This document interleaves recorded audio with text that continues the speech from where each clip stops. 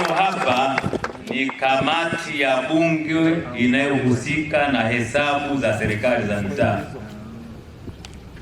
na jukumu letu kubwa ni kufuatilia matumizi sahihi ya fedha za umma ambazo zinaletwa kwenye mamlaka ya serikali za mitaa. Kama kwenu hapa shule sekondari Ng'aro Hills ambayo mliletewa milioni 528.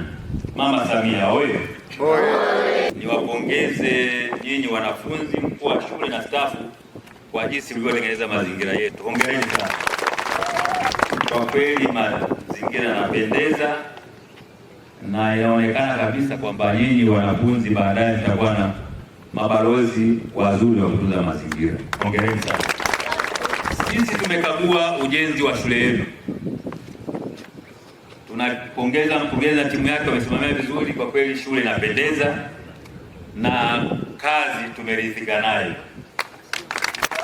Lakini tumetoa maagizo mawili ambayo lengo lake ni kutengeneza mazingira mazuri ya kujifunzia na kufundishia ili nyinyi mpate elimu inayostahili. Mkurugenzi atoe fedha akamilishe utengenezaji wa viti na meza kwa madarasa 4 yaliyobaki. Lakini kubwa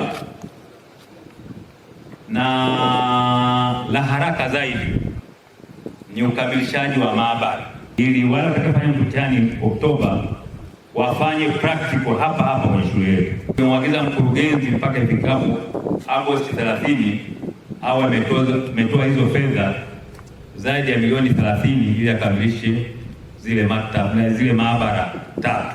Hebu tupige makofi. Mradi wa ujenzi wa shule ya sekondari Ng'aro Hills ulianzishwa mwaka 2024 kwa lengo la kupunguza umbali wa kutembea kwa wanafunzi wanaotoka mbali na shule ilipo. Mradi umefanyika katika kijiji cha Temekelo A, kata ya Kiroka.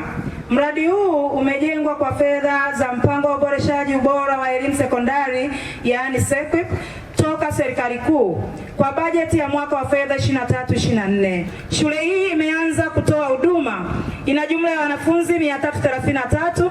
Wanafunzi hawa ni kutoka katika vijiji vitatu vya Bamba, Diovuva na Bondwa ambao walikuwa wanatembea umbali mrefu kilomita zaidi ya 10 kufika shule mama. Mradi wa shule ya sekondari Ng'aro Hills umetekelezwa kwa jumla ya shilingi milioni 575,613,948, milioni 31,615,524 fedha za mapato ya ndani ya halmashauri na shilingi milioni 15 nguvu za wananchi kwa ajili ya kupata eneo la ujenzi wa shule yenye ukubwa wa ekari 24. Ili mradi ukamilike unahitaji kiasi cha milioni 609,99,069. Mradi huu ulianza kutekelezwa kwa fedha ya serikali kuu shilingi milioni 528,998,424, ambapo fedha iliyotolewa haikuweza kutekeleza kazi zote zilizopangwa. Hii ni kutokana na mabadiliko ya bei ya vifaa vya ujenzi. Halmashauri ilifanya tathmini ya mahitaji ya ukamilishaji na kubaini kuwa jumla ya milioni 65,500,645 zinahitajika kukamilisha ujenzi wa maabara 3, ukamilishaji wa mfumo wa umeme kwenye majengo yote, ujenzi wa kichomea taka na ujenzi wa tanki la maji la ardhini. Ili kuwezesha miundombinu hii kutumika, halmashauri kupitia fedha zake za mapato ya ndani imepeleka kiasi cha shilingi milioni 31,615,524 na kufanya jumla ya matumizi kuwa milioni 560,613,948. Mradi huu ulipangwa kujenga madarasa 8, ofisi 2, jengo la utawala 1, jengo la tehama 1, maktaba 1, maabara 3, matundu ya vyoo 8, kichomea taka 1 na tanki la maji 1. Katika kuzingatia utekelezaji wa agizo la mapokezi ya wanafunzi kidato cha kwanza 2028, Halmashauri ilifanya tathmini ya kutosha juu ya maoteo ya idadi ya wanafunzi watakaofanya mitihani ya darasa la 6 na la 7 mwaka 2027 na kupata idadi ya jumla ya wanafunzi 16,457 wa halmashauri, ambapo